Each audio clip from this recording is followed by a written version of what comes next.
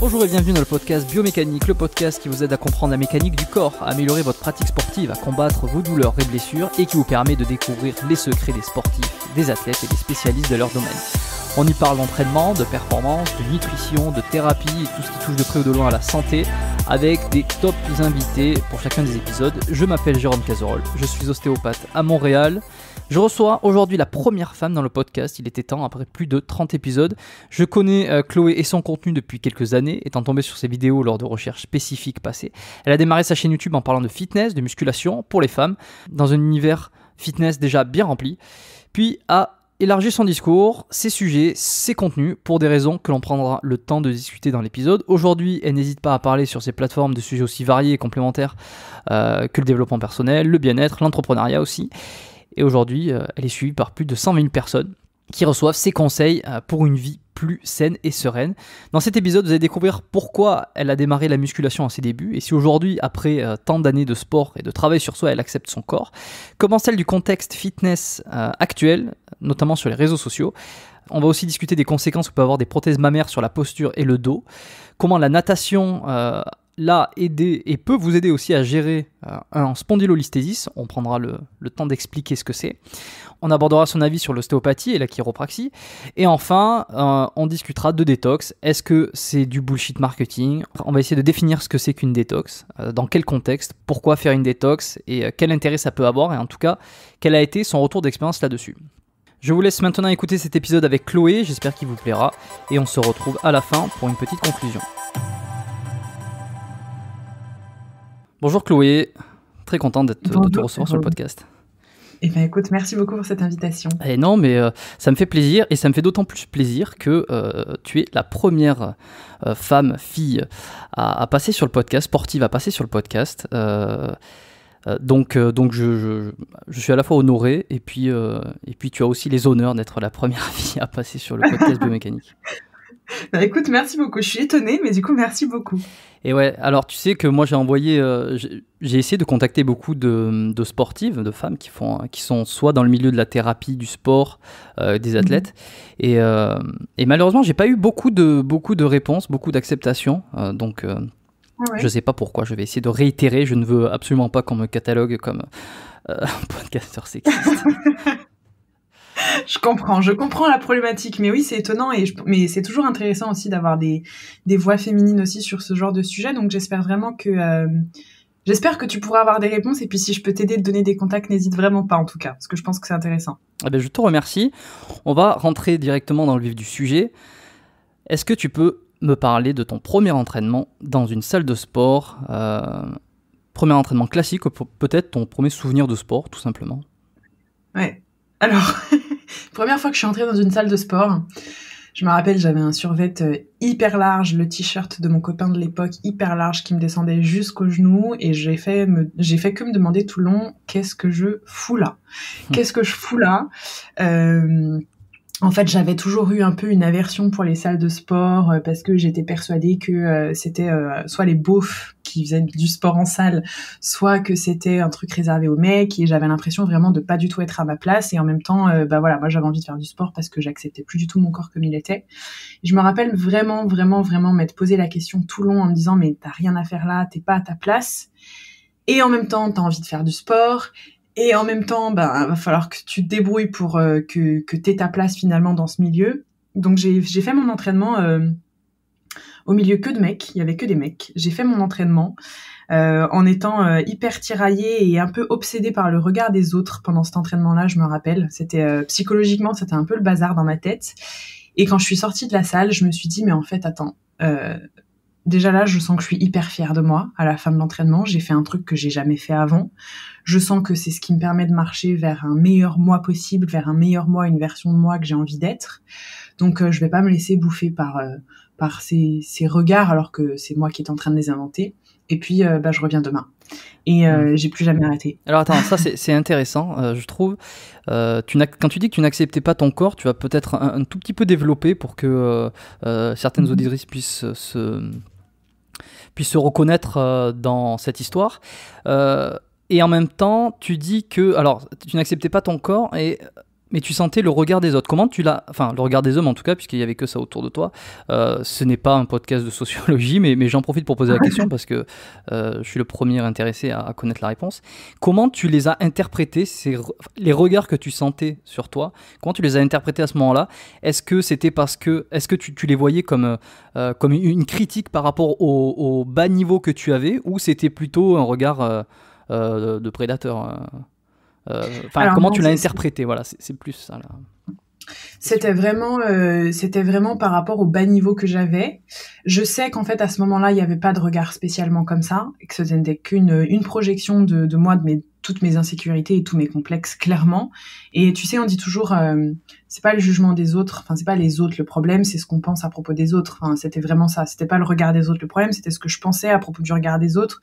Donc c'était vraiment j'étais pas fit, comme on dit, j'étais pas musclée, j'étais pas à l'aise dans mes mouvements, c'était pas fluide, j'avais pas forcément d'équilibre, je me sentais un peu, tu sais, un peu mal à l'aise dans mon corps, un peu très peu d'assurance dans mon corps, vraiment, je détestais mon corps à cette époque-là, donc pas d'assurance dans mes mouvements, une physiologie assez fermée. Du coup, j'étais persuadée que ça se voyait gros comme le monde à l'extérieur, j'étais persuadée que tout le monde était en train de ricaner dans mon dos. C'était pas du tout le cas, hein, mais moi, j'étais vraiment persuadée qu'on allait me prendre pour voilà, quelqu'un de moche, que j'avais rien à faire ici, que j'avais pas ma place, qu'il fallait que je dégage, etc., etc. Donc c'était pas du tout un regard de prédateur comme j'ai pu connaître bien après, quand j'étais bien dans ma peau. C'était vraiment le regard, j'étais persuadée que si on me jetait un coup d'œil, c'est parce qu'on se moquait de moi, en gros, mais qu'est-ce qu'elle fait là, celle-là, quoi. Tu vois? Ok, je vois. Et donc, ça t'a amené à être mieux dans ta peau derrière, tu viens de le dire. Donc, aujourd'hui, tu aimes ton corps, tu l'acceptes et tu l'aimes, hein, si je me trompe pas. Alors, je l'aime, je l'accepte tel qu'il est. Par contre, on peut pas dire que j'accepte ou que j'aime entièrement encore ce à quoi il ressemble esthétiquement et physiquement parlant. En tout cas, je l'aime parce qu'il me permet de faire plein de choses et de vivre. Mais j'ai toujours des complexes et j'en ai toujours des tas, bien sûr. Et cette évolution quand même, puisque tu ne l'aimais pas du tout et aujourd'hui tu l'acceptes et tu l'aimes d'une certaine manière, cette évolution, tu penses qu'elle est due, ou on va dire l'évolution de cette acceptation, elle est due aux modifications que tu as effectuées physiquement, par le sport, par la musculation, ou elle est surtout psychologique parce que tu as fait un travail plus d'acceptation? Je sais que c'est difficile parce que c'est un petit peu les deux, hein, je suppose. En fait, c'est complètement les deux. C'est complètement les deux. En fait, pour vraiment décortiquer un petit peu ça, la première partie de mes débuts dans le fitness, c'est vraiment les modifications esthétiques et physiques qui ont fait que j'ai commencé à avoir encore envie, en fait, si tu veux, d'aller encore plus loin. Et c'est pendant ces périodes-là, en fait, que je me suis persuadée que les modifications physiques me feraient me sentir mieux dans ma peau. Et c'est du coup à ce moment-là que je suis partie un petit peu en vrille et que j'ai commencé à faire des entraînements à l'extrême, à m'entraîner 4-5 heures par jour, à faire des sèches de compétitrice alors que je n'avais pas l'intention de monter sur scène. C'est du coup là que j'ai développé des troubles du comportement alimentaire, etc. Parce que je me suis persuadée que les modifications physiques, vu qu'elles me faisaient du bien un peu à mon ego à certains aspects, j'étais persuadée que c'est ça, en fait, si je poussais le bouchon encore plus loin, qu'elle allait me rendre vraiment heureuse et parfaitement bien dans ma peau. Et moi, je m'étais persuadée, je me suis dit, mais le jour où j'ai les tablettes de chocolat, je vais pouvoir me balader en maillot de bain tranquillement sur la plage et je vais être trop bien, etc. Et le jour où j'ai eu ces tablettes de chocolat là, et ben j'étais toujours pas capable de me balader en maillot de bain sur la plage, j'étais toujours mal dans ma peau, c'était encore pire, je mettais que des vêtements larges, etc. Alors que j'avais le corps que je voulais avoir quelques mois plus tôt, tu vois. Et du coup, dans cette deuxième phase, j'ai entamé plutôt le travail psychologique en me disant, ok, attends, ça veut dire que uniquement les résultats physiques ne suffisent pas. Ça veut dire qu'il faut aussi que je fasse tout le travail dans ma tête, de me dire, ok, j'ai pas besoin d'être aussi dure et exigeante avec moi physiquement. Il faut que je continue ces entraînements et que je continue à améliorer mon corps pour tendre vers une version de moi qui me plaît plus. Mais il faut surtout que je fasse cette phase d'acceptation psychologique parce qu'en fait, c'est pas juste la perte de poids qui fait qu'on est mieux dans notre peau, c'est pas juste des abdos, c'est pas juste des fesses plus bombées. C'est faux. C'est un tout. C'est vraiment un tout. C'est marrant d'ailleurs parce que j'ai l'impression qu'en salle, plus... moi je vais prendre plutôt les gars parce que je connais pas trop les filles, tu vois, dans ce milieu-là. Mais quand tu vas en salle de sport, j'ai l'impression que... Bon, alors il y a des exceptions, hein, mais de temps en temps, ou très souvent, plus le gars est musclé, plus tu as l'impression qu'il va se couvrir, ou alors à développer une espèce de pudeur, comme si au final... l'objectif reculait toujours. Et on voit souvent les bodybuilders ou même des mecs qui sont assez balèzes, avant de congestionner, avant d'avoir la sensation de renvoyer quelque chose, ils sont toujours en pull. Alors, je sais pas après si c'est pour s'échauffer aussi, mais bon. Alors peut-être, je t'avoue que j'ai pas assez de connaissances pour le coup. Ah, je suis assez d'accord avec toi. En fait, il y a une espèce d'ambivalence, même pour aller plus loin, je pense qu'il y a une espèce de dualité dans toutes les personnes qui ont envie de pousser un peu à l'extrême leur physique. Donc quand je dis extrême, c'est relatif parce que c'est assez subjectif, mais qui ont envie vraiment de pousser le physique très loin, que ce soit dans le bodybuilding, que ce soit dans la perte de poids, dans plein de choses. On est habité forcément par une dualité de je fais tout en fait pour pouvoir moi m'accepter moi, mais je sais qu'en étant comme ça, je sais que j'attire encore plus les regards, les critiques, etc. Et ça, je l'accepte pas. Donc si tu veux, c'est une espèce de contradiction intérieure aussi, tu vois. Donc cette envie de je veux plus parce que je suis persuadée que c'est ça qui va me mener au bonheur, et en même temps ce plus, je l'accepte pas parce que je sais que je suis critiquée, que je suis jugée, moi ça me plaît pas, j'ai peur de pas être aimée, j'ai peur d'être rejetée comme je suis. Donc il y a vraiment cette dualité, et ça dans beaucoup de personnes, et moi je le vivais à l'époque où j'étais vraiment sèche aussi. J'étais pas du tout bodybuildeuse, mais tu vois, je le vivais quand même un peu. Donc ouais, je comprends vraiment ça. Et de toute manière, je pense aussi que que le sport, peu importe le niveau auquel on fait du sport, on le fait aussi pour combler un besoin, quel qu'il soit.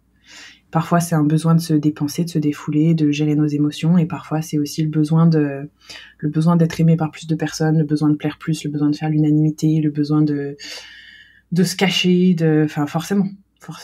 Tu avais fait une vidéo il y a quelques temps sur justement l'acceptation de d'essayer de trouver le bon alignement entre s'accepter comme on est et en même temps, et là je pense plus de la part des femmes, pour le coup je trouve que c'est peut-être une considération qui est un peu plus la vôtre que la nôtre, même si évidemment c'est le cas. Donc de trouver le bon équilibre entre l'acceptation de soi et en même temps ne pas se résigner et ne pas être dans comment dire, c'est le laisser aller. Ouais, le laisser aller, c'est-à-dire je suis comme je suis, je me laisse aller, ou alors l'extrême opposé, je ne m'accepte pas, j'ai des complexes partout. Et alors c'est quoi, on agit pas, et tu faisais une vidéo qui était intéressante sur ça. Et est-ce que tu pourrais peut-être résumer pour ceux qui ne l'ont pas vu un peu ton point de vue sur ça? Bien sûr, en fait, tout est parti d'une discussion que j'ai eue avec ma maman, qui est crossfiteuse. Ma mère est crossfiteuse, et pourtant, ouais, on est une famille de sportifs. Mon père, il a fait, je crois, une dizaine d'Ironman. Ma mère est crossfiteuse, ma sœur aussi. Enfin bref, on est assez sportifs dans la famille. Et tu vois, ma mère, je sais qu'elle adore le crossfit, mais je sais aussi que elle s'entraîne beaucoup de fois aussi parce qu'elle veut perdre plus de poids, parce qu'elle sait qu'elle s'aime pas comme elle est, parce qu'elle se trouve trop grasse, etc., tu vois. Et plein de fois, en fait, je me rappelle lui avoir dit, mais tu sais, est-ce que tu te rends compte de comme tu es à ton âge et comme t'es belle, et que c'est aussi la nature qui fait que c'est comme ça, et ça n'enlève rien à ta féminité, etc. Il va falloir que tu finisses par accepter comme tu es, que t'acceptes, que t'arrêtes de vouer un culte à un corps que de toute façon tu n'atteindras pas, sinon tu seras tout le temps mal dans ta peau. Et elle m'a dit, oui, mais si j'accepte mon physique, ça veut dire qu'en fait, je vais arrêter de faire des efforts, je vais plus m'entraîner et je vais baisser les bras. En gros, s'accepter physiquement pour elle, c'était baisser les bras. Et en fait, ça m'a choquée à un point où je me suis dit, donc ça veut dire que on ne doit vouloir changer que si on souffre. Ça veut dire qu'on doit vouloir, on doit vouloir transformer son corps uniquement que si on souffre et qu'on le déteste. C'est une trop mauvaise raison de vouloir changer son corps. C'est une trop mauvaise raison de vouloir faire du sport et de vouloir se transformer. Et est-ce que c'est pas également la meilleure raison aussi? La meilleure raison pour commencer, mais je pense pas que ce soit la meilleure raison pour continuer. Je pense que c'est la raison pour continuer, pour commencer, en fait, la plus importante, parce qu'on s'appuie sur une souffrance et que c'est un levier émotionnel qui est énorme. Mais si on veut vraiment bâtir une relation saine avec le sport, kiffer le sport pour ce qu'il est, pour sa pratique, pour aussi aimer notre corps, pour le partage, pour tout ce qu'on ressent quand on fait du sport, et pour tout, en fait, que ce soit physique, intérieur, etc., il faut parvenir à développer une autre motivation que celle de la souffrance ou de « je refuse ce que j'ai actuellement, je n'aime pas ce que j'ai, donc moi je veux autre chose ». C'est un peu comme quand on crée du changement, soit on est motivé par le coup de bâton, soit on est motivé par la carotte. Et en fait, toutes les personnes qui sont motivées par le coup de bâton, elles sont motivées parce qu'elles souffrent et en fait, elles sont punies si elles ne changent pas. Donc c'est typiquement ce qu'on fait quand on commence le sport parce qu'on se sent mal dans notre peau.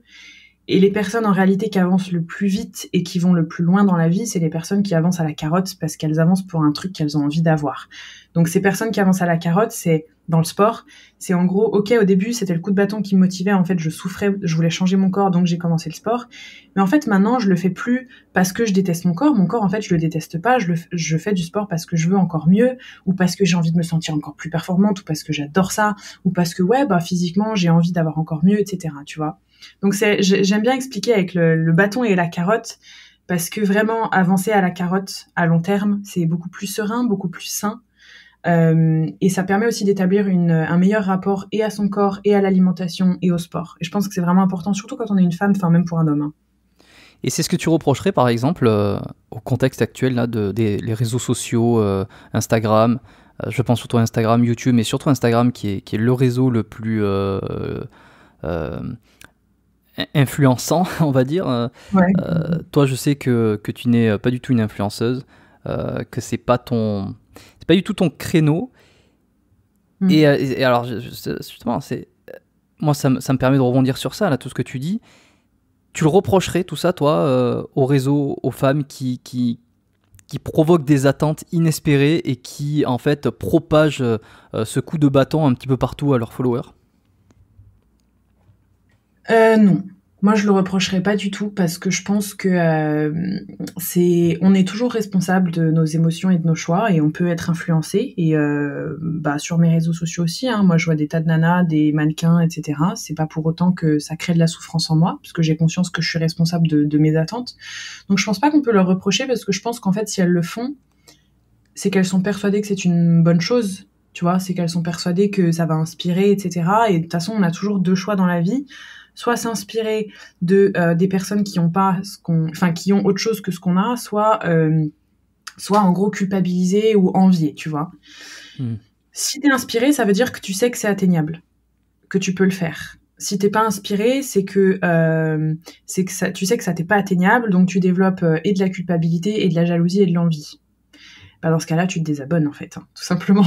Donc, j'ai pas envie de blâmer qui que ce soit. Je trouve vraiment pas que ce soit le cas. Et je me bats un petit peu contre le fait que y a vachement de choses aujourd'hui qui sont diffusées sur les réseaux sociaux une telle, elle fait que de se montrer en maillot de bain alors qu'elle est trop bien foutue, alors elle culpabilise tout le monde. Mais en fait, cette personne ne culpabilise personne, en fait. Enfin, elle est telle qu'elle est et tu décides de culpabiliser parce que tu penses que du coup c'est elle la norme, mais c'est pas le cas, tu vois. Elle va pas se cacher parce qu'elle a un corps qui toi te plaît, tu vois ce que je veux dire. Donc si tu veux, c'est non, vraiment, je pense qu'il faut blâmer personne. Je pense qu'il faut juste faire un recentrage sur soi et qu'avec les réseaux sociaux et surtout Instagram, comme tu dis, beaucoup de personnes se perdent. Beaucoup de personnes, et même moi, hein, ça a été mon cas, pensent que les physiques qu'on voit sur les réseaux, c'est la norme, que c'est Madame tout le monde. Il faut arrêter de croire que c'est vrai aussi. Il faut se balader un petit peu plus dans la rue, aller à la piscine municipale et observer qui est Madame tout le monde. C'est pas tous les mannequins auxquels on s'abonne parce qu'elles font la publicité de vêtements qu'on adore ou des bijoux qu'on aime ou des marques de bikini ou ce que tu veux. Et forcément, les marques, elles prennent que des nanas qui correspondent un peu aux critères actuels de la société, quoi. Faut juste observer un peu plus ce qui se passe dans la rue et à la piscine. C'est pas... ça. Effectivement, ce qu'on voit sur Instagram n'est pas représentatif, n'est pas un échantillon représentatif de la population en général. Et comme tu le dis, il suffit de sortir, d'aller à la piscine ou même d'aller dans sa propre salle de sport, dans son propre gym, pour voir qu'il n'y a pas que des mecs ultra balèzes ou des femmes ultra gaulées. Je renvoie aussi à l'épisode que j'avais fait avec Jérôme Quadrado, où on avait parlé de complexe d'Adonis, on avait parlé de l'image du corps, l'image de soi, ce que ça renvoyait. Un des plus longs épisodes du podcast, il y a quelques semaines, quelques mois, qu'il est sorti maintenant, très intéressant. C'est un psychologue, donc si les gens ont envie, n'ont pas encore écouté cet épisode-là, je le conseille, c'était vraiment très intéressant. On va un petit peu basculer, parce que, alors c'est marrant, parce qu'il y a 1 an et demi, 2 ans, j'ai voulu, moi, faire un peu de natation. Enfin, j'ai toujours aimé la natation, mais j'avais envie de trouver une activité un peu plus cardio par rapport à mes séances de sport classique, de musculation classique. Et alors, bon, comme tout bon internaute, j'ai tapé sur Google, j'ai tapé sur YouTube pour voir qu'est-ce qui se proposait pour essayer d'améliorer ma technique en natation. Je suis tombé sur des vidéos à toi, justement, tu vois. Et alors, est-ce que tu pratiques toujours la natation? C'est quoi ton expérience? Et ensuite, j'aurai 2-3 petites questions sur ça. Ah, alors, je ne t'entends plus du tout. Ah, je t'ai perdu, je crois. Je t'ai perdu aussi pendant un moment. Est-ce que tu m'entends? Là, je t'entends, ouais. Écoute, il y avait un gros blanc, donc j'en étais à, en gros, que tu as cherché comme tout internaute, voilà, des informations. Ok, bah alors je la refais, ouais, c'est ça. Je regardais sur YouTube ce qui se faisait pour que je puisse améliorer ma technique sur le crawl, sur la brasse, tu vois. Et je suis tombé sur tes vidéos, enfin une de tes vidéos. Je crois que tu en as sorti une petite poignée sur la natation quand tu avais repris justement. Et je te demandais quelle était ton expérience, si tu faisais toujours de la natation aujourd'hui. Et ensuite, j'ai quelques interrogations derrière. Oui, je fais toujours de la natation. D'ailleurs, c'est prévu que j'aille nager demain. J'ai pas nagé depuis plusieurs mois parce que bon, avec les derniers événements, voilà, j'ai pas pu nager, bien sûr. Mais oui, je fais toujours de la natation. Je suis loin d'être une excellente nageuse pro, mais j'aime beaucoup l'élément eau. C'est un truc vraiment dans lequel je me retrouve, je m'éclate, qui m'apaise. Et les séances de natation, je crois que c'est les séances de sport pendant lesquelles j'arrive le plus à mettre mon cerveau en mode off. Donc, c'est entre autres pour ça que je continue. Et c'est un des seuls sports que je fais pour non pas pour l'esthétique, mais vraiment pour le ressenti. Donc ouais, je nage toujours. Ok, alors bon, je sais pas si tu sais, moi je suis ostéopathe ici, là, à Montréal, et c'est vrai que ça m'arrive de temps en temps de recommander de faire de la natation pour des personnes qui en auraient besoin. On sait que c'est un sport qui est très recommandé, qui est pas forcément aimé par tout le monde, mais en tout cas qui a une réputation d'améliorer la musculature du dos, d'améliorer la symétrie, l'équilibre, enfin la symétrie, plus dans l'idée équilibre et posture. Et est-ce que toi, tu as remarqué, depuis que tu en as fait, ou peut-être depuis que tu en as fait plus intensément, une amélioration sur ta posture?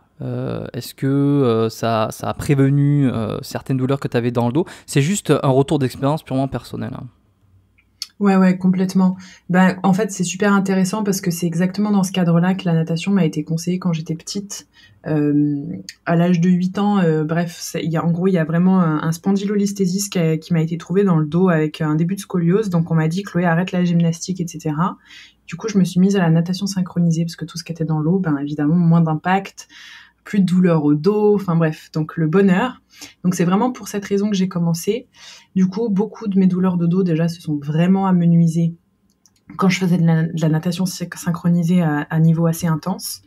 Ensuite, j'ai arrêté la natation après mes études sup pendant bien 6 ans.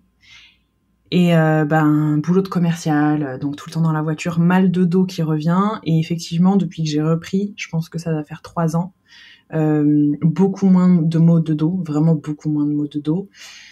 La posture, je pourrais pas trop dire qu'elle a changé parce que je crois que c'est le sport de manière générale qui a changé ça. Par contre, je trouve vraiment que mon dos est beaucoup plus souple. J'ai beaucoup moins de tension et j'ai plus de nœuds comme j'avais avant dans le dos. Tu sais, des gros blocages, des grosses contractures à cause de postures tenues longtemps ou même à cause de la musculation, etc. Vraiment, la natation, ça m'a assoupli, je dirais, le dos, les muscles même. Juste pour rappeler, le spondylolisthésis, donc, qui est un trouble au niveau d'une vertèbre. En fait, il va y avoir un glissement d'une vertèbre, soit en général, c'est vraiment les dernières vertèbres lombaires, que ce soit L4, L5, très souvent L5, qui va soit glisser en avant, soit glisser en arrière, mais le plus souvent, c'est en avant, il me semble. Ça t'a été diagnostiqué par radio? Je crois que c'était un IRM. Ouais. Okay. Ouais. Ça a été un IRM et c'est une douleur qui revient tout le temps dans ma vie. Donc c'est vrai que je fais beaucoup de chiro et d'ostéo pour ça. Et les deux pratiques sportives qui me soulagent le plus, et ce sur du long terme, c'est le yoga et la natation. Vraiment, c'est les deux pratiques.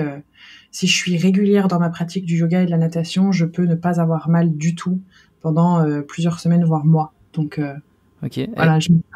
Est-ce que t'as repassé un IRM ou refait des examens récemment pour voir s'il y avait une évolution justement?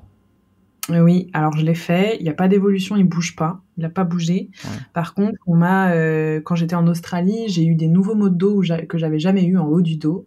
Et il y a un truc qui a évolué au niveau de ma colonne vertébrale. J'ai une scoliose qui est prononcée pour le coup, qui ne l'était pas du tout avant. et en 1 an, ma colonne a pas mal bougé.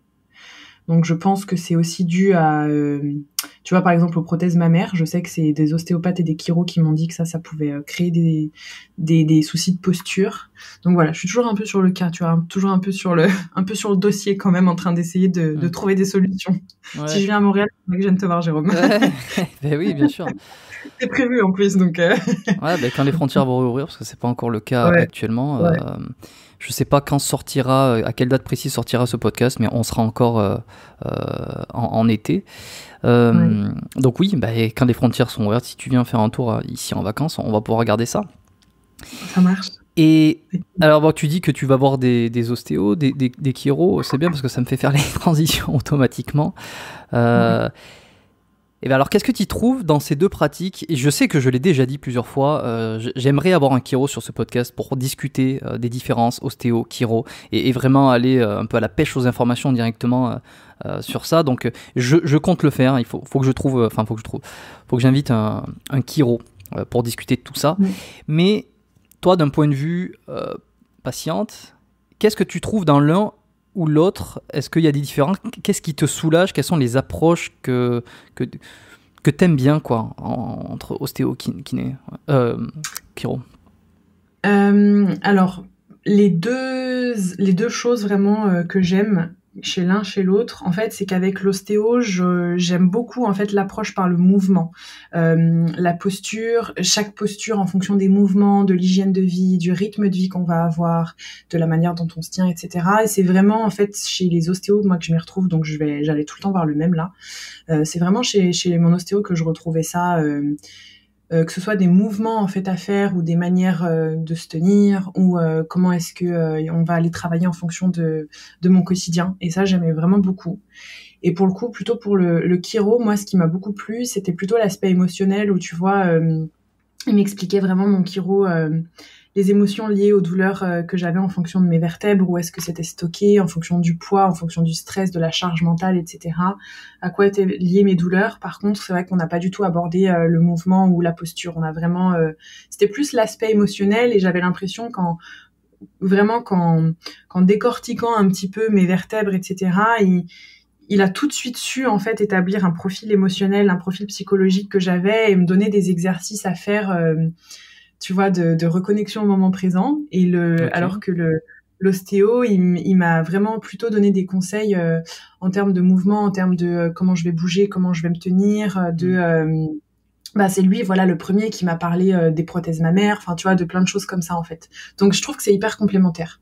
Je savais pas que tu avais des prothèses mammaires. T'en avais parlé sur ta chaîne ou sur un Ouais, j'en ai parlé dans des podcasts, j'en ai même parlé dans la vidéo où je parle de la transformation de son corps. Ouais. Et alors ça, tu le remets dans quel contexte par rapport à ce qu'on a discuté au début? Je fais un peu un switch des sujets, mais sur ça, sur l'acceptation, et en même temps sur agir là où tu as des complexes. Où c'est que tu le situes, cette décision de vouloir te poser une prothèse mammaire? Alors, en fait, en gros, ce qui s'est passé, c'est que suite aux sèches drastiques que j'ai fait, ma poitrine n'est jamais revenue. Elle est partie, puis elle est jamais revenue. Elle est jamais revenue, d'accord. Ah non, elle est jamais revenue. Pourtant, j'ai repris beaucoup de gras, j'ai repris presque 10 kilos, mais c'est jamais revenu.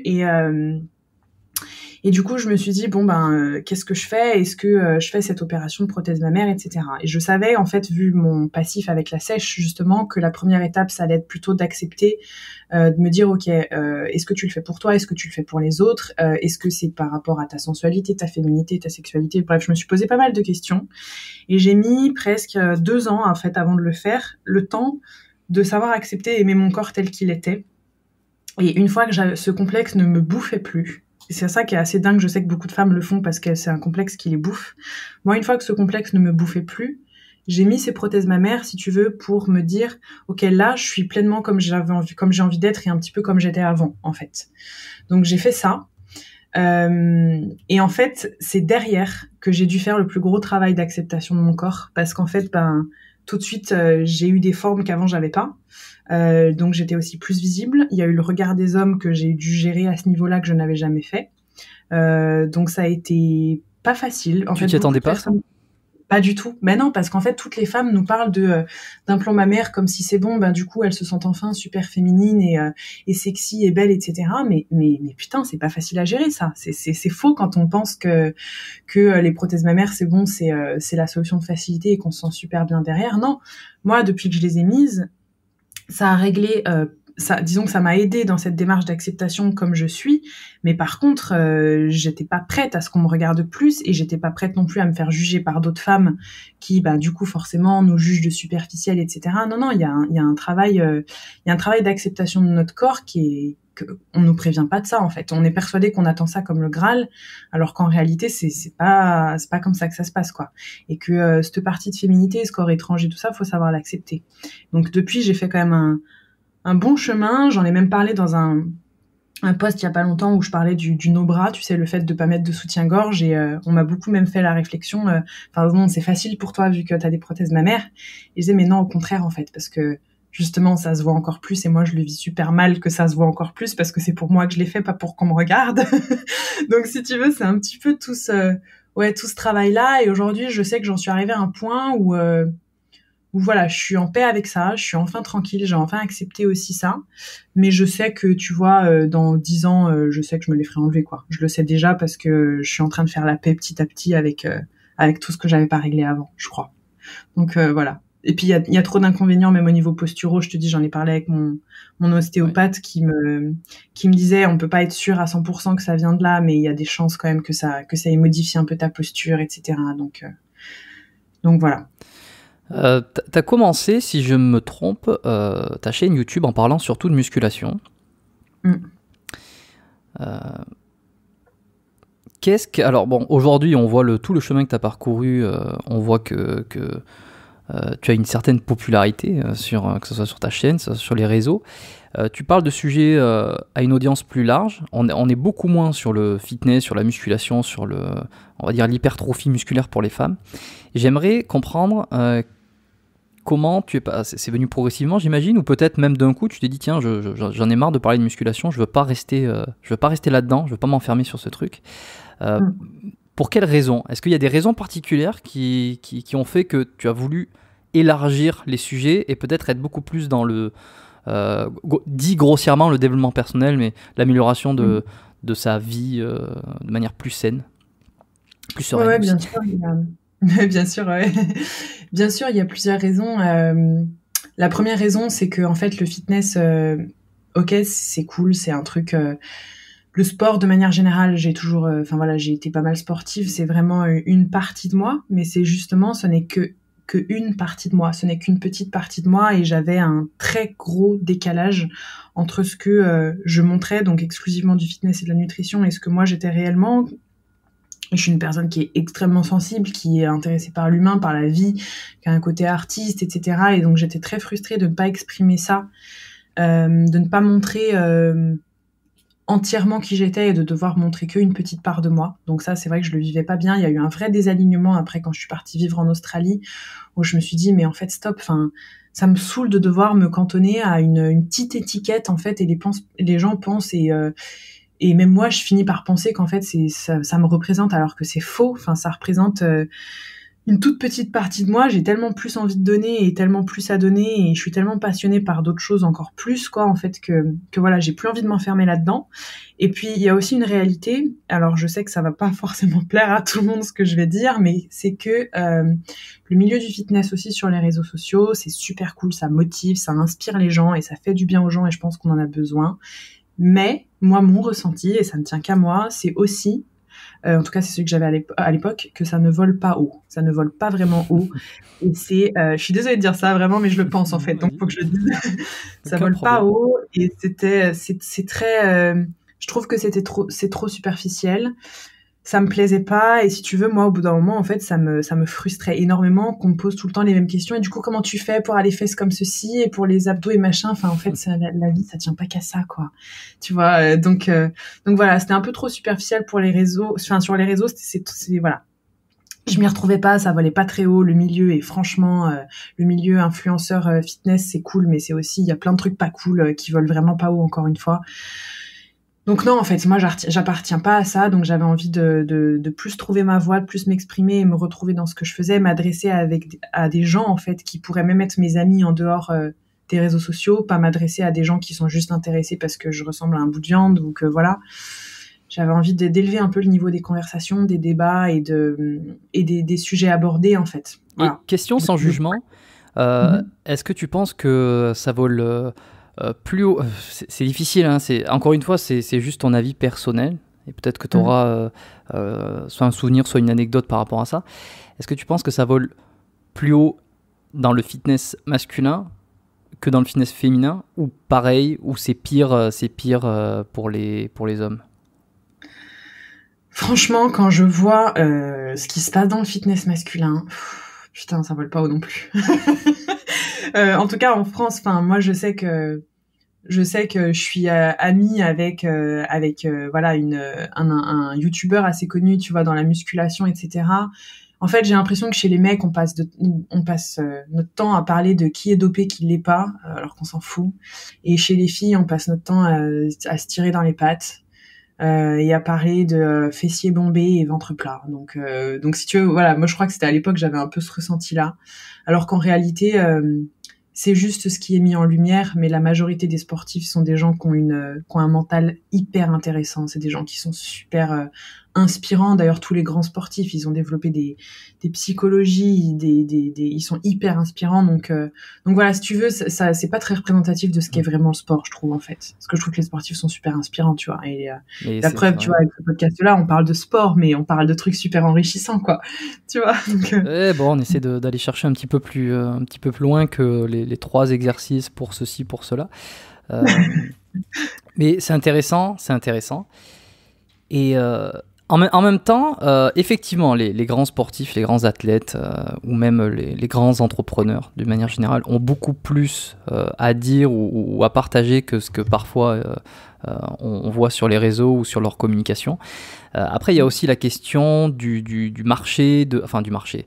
Un peu de ce qui est demandé, de tous les leviers psychologiques. Donc, c'est vrai que une vidéo sur comment se sentir mieux dans son corps fera beaucoup moins de vues que les 3 erreurs à bannir pour se développer un fessier d'anthologie. Non, mais c'est un peu les leviers psycho, tu vois. Complètement. Non, mais c'est pour ça, si tu veux, on peut pas dire toutes les fitness girls ou quoi, ça vole pas haut. Non, c'est faux, en fait. Je suis aussi amie avec un couple qui cartonne dans le fitness. C'est des gens qui sont super intelligents, qui ont des magnifiques valeurs, mais ils connaissent hyper bien leur marché, ils savent super bien à qui ils s'adressent, à madame tout le monde. Donc voilà, c'est que du contenu comme ça qui fonctionne hyper bien. Donc en effet, tu vois. Mais voilà, moi, j'avais envie que les interactions entre notre audience, notre communauté et mon équipe et moi soient un peu plus alignées avec nous, quoi. Et je crois que je vois de qui tu parles quand tu parles de couple. On va pas les nommer là parce que si jamais c'est pas ça, mais la fille en question, je suis justement en contact avec elle pour échanger au cours d'un épisode du podcast. Cool. Et alors justement, moi, j'essaierai de lui poser des questions beaucoup plus fitness, technique, on va dire, puisque c'est vraiment son créneau.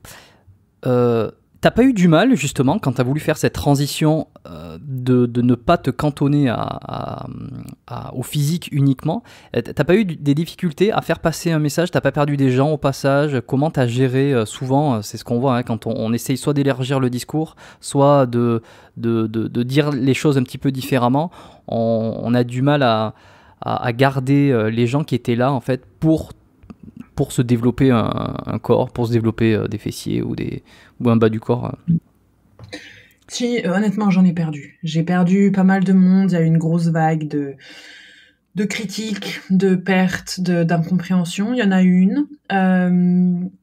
Mais je m'en fichais, j'étais prête, la décision était mûrie. C'était mon bonheur avant tout. Là, j'en souffrais, donc si tu veux, là, c'était le coup de bâton, tu vois. J'étais vraiment en train de vivre une souffrance. Donc la question, elle était... J'allais dire, la question est vite répondue. je ne ferai pas cette blague. En gros, non, si tu veux, oui, c'était vraiment logique. Donc, j'étais prête à ce que des gens s'en aillent, à me faire critiquer, etc. C'était pas grave. T'en as eu des critiques? Ouais, j'en ai eu, bien sûr, j'en ai eu, bien sûr. Je me suis fait traiter de bobo intello, de hippie perché. Je me suis fait beaucoup critiquer comme si j'étais une nana qui surfait sur la tendance parce que le fitness avant c'était à la mode. Là, le développement personnel arrive en France, donc c'est à la mode, bien sûr. Mais bon, c'est pas grave, ça comptait pas. Ce qui compte, c'est que quand on est aligné, on fait les choses avec le cœur, ça se ressent, on arrive à donner encore plus aux gens.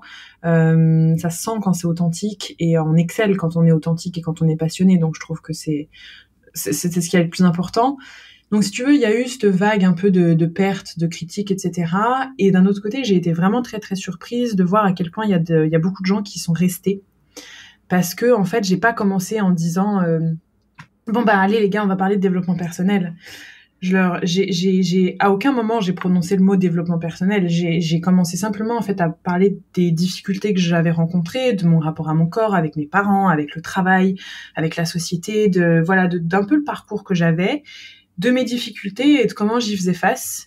Et en fait, ben, c'est pas parce que tu fais du sport que t'es pas concerné par les autres problèmes de la vie.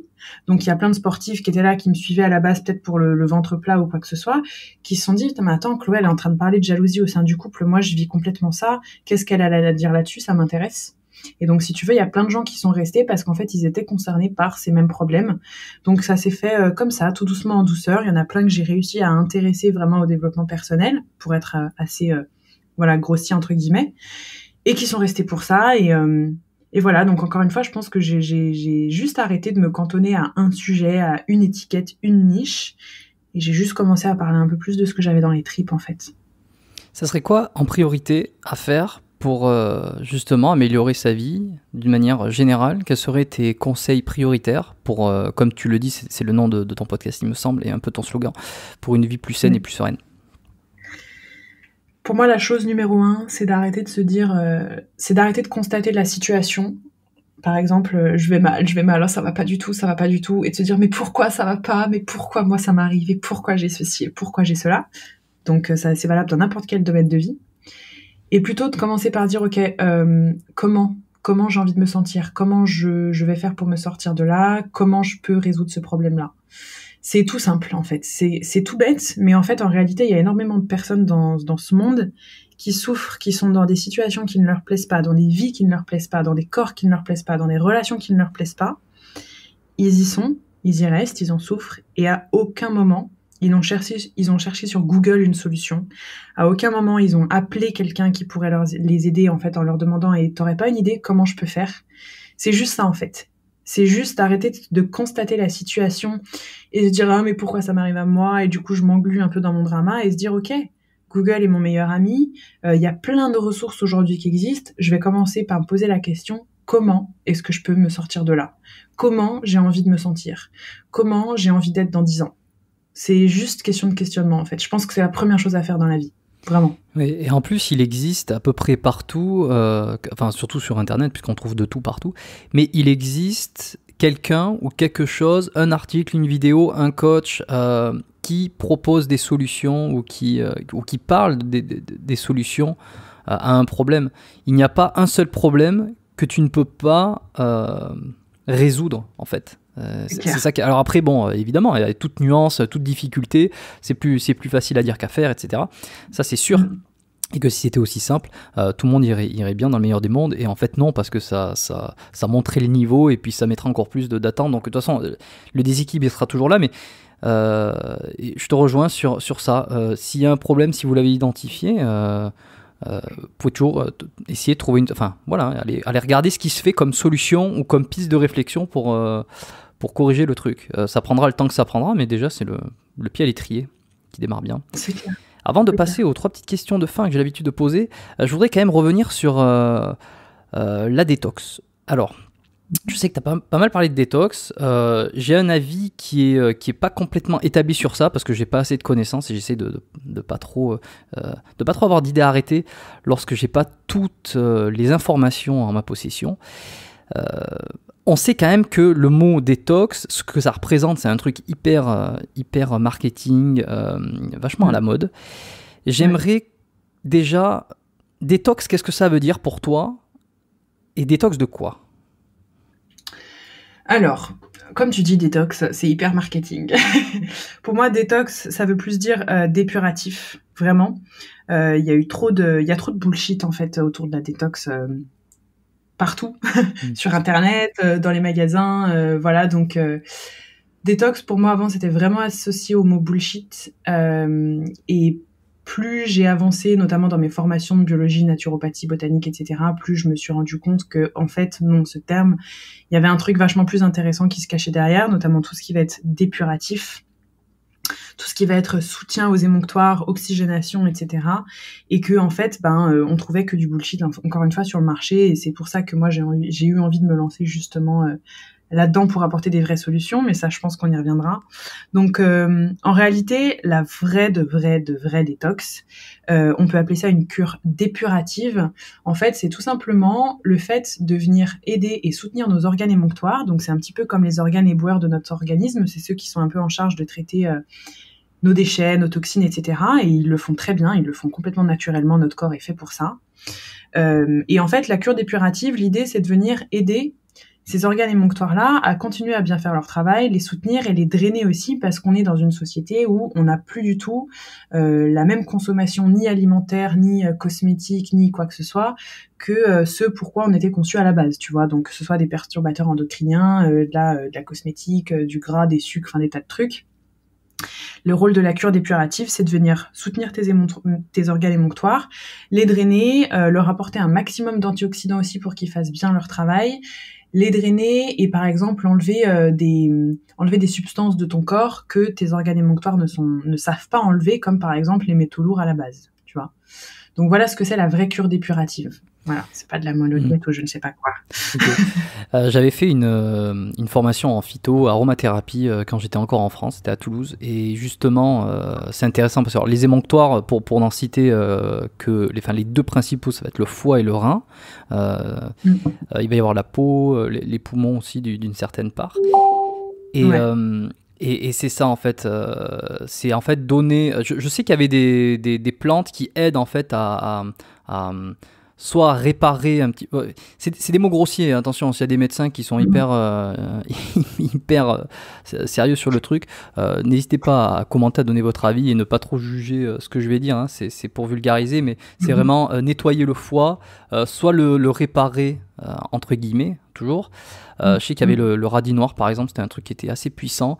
Le rein aussi, tout ce qui est pissenlit, tout ça, c'est vraiment pour drainer le rein, pour faire pisser, hein, en soi. Je me rappelle plus parce que je l'utilise pas du tout au quotidien, malheureusement. J'avais fait cette formation, je trouvais ça hyper intéressant, et en fait en pratique dans mes consultations d'ostéo, je l'utilise très peu, en tout cas pas dans ce secteur là, mais bon voilà, c'était pour en parler. Mais c'est hyper intéressant, enfin, moi je trouve que c'est hyper intéressant de venir soutenir tes organes et de faire le travail vraiment sur des organes émonctoires qui sont qui stockent des toxines, des émotions, des tas de choses. Donc c'est vrai que c'est un travail qui est super intéressant. Moi je sais que dans ma cure dépurative, je travaille pas mal avec le desmodium aussi, le chardon-marie, oui, voilà. L'aloe vera, des choses comme ça aussi. Puis il faut aussi s'adapter en fonction du passif de la personne. Tu vois, typiquement, moi, à la base, j'ai commencé à faire des cures dépuratives pour moi-même. C'est pour ça que j'ai créé ensuite le programme, parce que je me suis fait enlever la vésicule biliaire quand j'avais 19 ans. Et alors, gros bazar, le transit, la digestion, tout en vrac. Et du coup, je me suis dit, ok, attends, je vais aider mon corps. Et voilà, donc bien sûr, les plantes, la nature, même par l'alimentation. Ça passe avant tout par l'alimentation, une cure dépurative. Et toi, t'en as trouvé un bénéfice net? T'as remarqué une différence de suite? Ah oui, truc de dingue. Ah oui, truc de fou. Truc de fou, je savais qu'il fallait 21 jours pour vraiment que les choses soient faites et en profondeur sur tous les émonctoires. La plupart des gens pensent qu'il faut travailler que sur le foie. Or, c'est faux. Il faut travailler sur nos 6 organes émonctoires pour que ce soit bien fait. À savoir, quand on est une femme, le 6e, c'est l'utérus, qui est un organe émonctoire qui est trop souvent oublié, mais qui en est un. Il faut vraiment les 21 jours, donc les 3 semaines, il fallait que ce soit fait en douceur. Le but, c'est pas de décaper, de se vider, il faut pas jeûner, il faut quand même que ce soit quelque chose de plaisir. Il faut bien manger derrière ensuite, faut avoir des bonnes habitudes alimentaires, etc., une bonne hygiène de vie. Donc oui, moi je sortais d'une période de 5 ans où j'avais passé mais jeudi, vendredi, samedi, dimanche, lundi à me mettre des mines pas possibles en soirée, à boire beaucoup d'alcool. J'étais fumeuse aussi, donc enfin voilà, grosse fêtarde. Du jour au lendemain, j'arrête tout, je deviens sportive. Ok, ben là, je vais avoir besoin de nettoyer un peu les excès que j'ai fait pendant des années, reprendre mon corps en main physiquement, oui, mais à l'intérieur aussi. Donc j'ai commencé à le faire et j'ai eu des effets de fou sur ma peau, sur mes cheveux, sur mon sommeil, franchement, sur tout, sur mes douleurs inflammatoires, mes règles aussi, sur la douleur de mes règles, sur mon humeur, sur énormément de choses. Donc j'ai commencé à partager ça, et c'est suite à ça en fait qu'on m'a dit mais Chloé, partage-nous ta détox, c'est quoi que tu fais? Et du coup je me suis dit bon ben écoute, je vais créer ce programme alors, c'est parti. Et j'ai créé mon premier programme Body Detox, une vraie cure dépurative. Voilà. Pour les plus curieux, ils pourront aller voir, ils pourront les regarder. Et tu as d'autres programmes à part ça, ou tu t'es contenté de... Enfin, je sais pas, tu fais du coaching peut-être? Ouais, alors en fait, en vraiment naturopathie, j'ai que le programme Body Detox, donc qui est alimentation, naturopathie, bien-être, etc. J'ai vraiment que ça. Et ensuite, c'est plus basé développement personnel. Je fais du coaching sur 3 mois. J'ai des coachings de groupe premium de développement personnel sur les déclics de vie. J'organise des retraites aussi un peu partout autour du monde, des retraites de développement personnel, d'empouvoirment, comme j'aime le dire, un peu partout autour du monde. Et j'ai un membership, donc en fait j'ai créé un produit à tout petit prix parce que je me suis dit c'est hors de question que le dev perso ce soit dédié que aux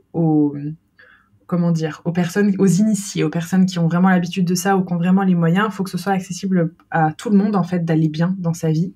Donc j'ai créé un abonnement en fait à tout petit prix chaque mois, à 29 € par mois pour que les gens puissent découvrir des exercices de dev perso à mettre en pratique dans leur vie, des lives, des intervenants, plein de petites choses, des méditations, etc. Qui s'appelle la Bloom Academy. Tout est Bloom. Chloé, pour terminer et clôturer ces épisodes, j'ai donc pour habitude de poser 3 questions de fin. Première question, si on pouvait revenir 10 ans en arrière, quel est le meilleur conseil que tu aurais besoin d'entendre? J'avais 18 ans.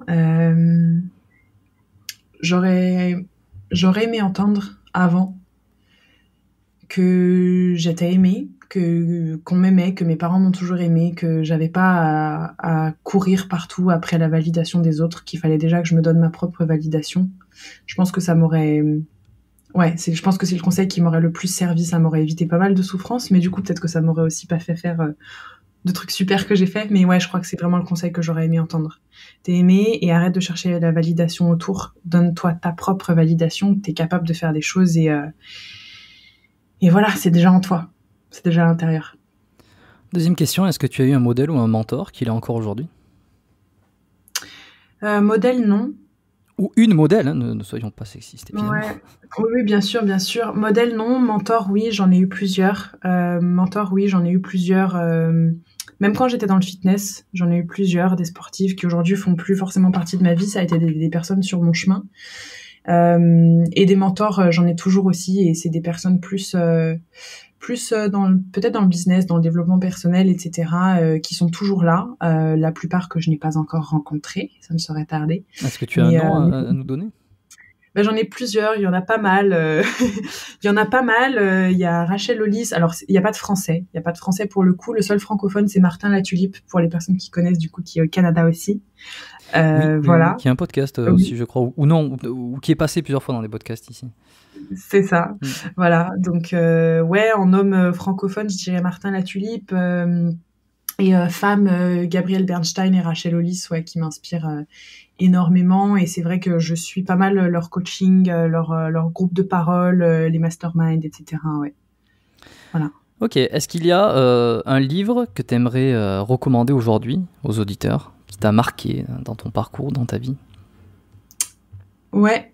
Le tout premier livre de dev perso que j'ai lu, et alors que moi je détestais le dev perso, je pensais que c'était réservé aux gens qui étaient un peu perchés, c'est celui qui s'appelle Foutez-vous la paix de Fabrice Midal. Il est super facile à lire et il est simplement fait pour apprendre à se foutre la paix, arrêter de tout le temps avoir des méga exigences qui nous oppressent et qui nous bouffent tout le temps, de vouloir tout le temps tout réussir et réussir des tas de choses alors que parfois il n'y a rien à réussir.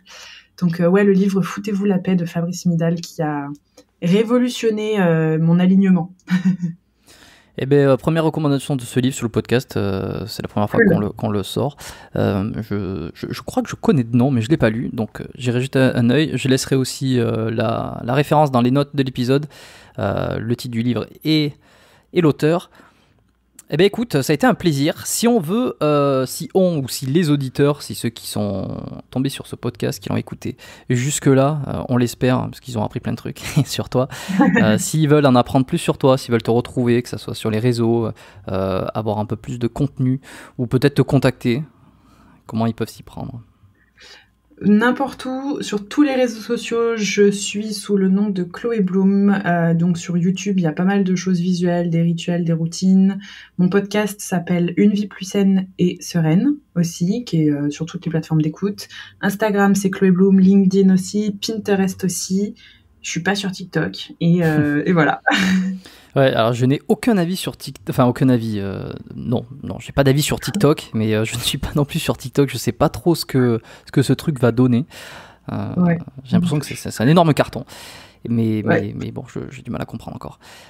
Écoute, je mettrai encore une fois tout ça dans les notes, la description de l'épisode. Vous pourrez retrouver donc les liens qui correspondent à tes réseaux, à ta chaîne YouTube aussi. Écoute, on va s'en terminer ici. Je te remercie d'être passé. Ça a été un plaisir de recevoir, que tu sois la première fille à passer sur le podcast. Voilà, je pense que c'était des interrogations et des réflexions un petit peu intéressantes pour les femmes, mais aussi pour les hommes. Tu vois, moi j'ai posé des questions qui personnellement m'intriguaient. Donc voilà. Cool alors. Écoute, ne quitte pas de suite la fenêtre, il y a une petite synchronisation qui s'est faite. En tout cas, je te remercie, je te souhaite de passer une bonne journée, puis je te dis peut-être à très bientôt. À très vite. Merci d'avoir écouté cet épisode jusqu'à la fin. Si vous avez apprécié cette conversation avec Chloé, partagez cet épisode auprès de 3 de vos amis en leur envoyant directement l'épisode. Vous pouvez aussi partager l'épisode ou le podcast en général sur vos réseaux, en story Instagram, en mentionnant mon compte Biomécanique Podcast. Je me ferai un plaisir de vous repartager en suivant. Si vous ne l'avez pas encore fait, vous pouvez laisser aussi une note de 5 étoiles au podcast sur l'application Apple Podcast, disponible uniquement sur l'iPhone malheureusement. Et également un commentaire pour me dire pourquoi vous écoutez l'émission, pourquoi vous pourrez la recommander à vos amis et s'il y a des épisodes qui vous ont particulièrement marqué. Et pour recevoir les épisodes du podcast directement dans votre boîte mail dès leur sortie ainsi que la newsletter privée du podcast, il suffit de cliquer sur le premier lien qui est en description et vous inscrire à la lettre biomécanique. Vous recevrez cette newsletter privée une fois par mois. En gros, ce sont mes conseils, mes réflexions et mes recommandations perso pour vous aider à améliorer votre santé, vous donner des astuces, optimiser votre pratique sportive et mieux comprendre la mécanique du corps, tout simplement. Un seul lien, biomécaniquepodcast.com/lettre pour ça. Je vous souhaite une très bonne journée à tous et à toutes. Je vous dis à la semaine prochaine pour un nouvel épisode du podcast Biomécanique. Ciao.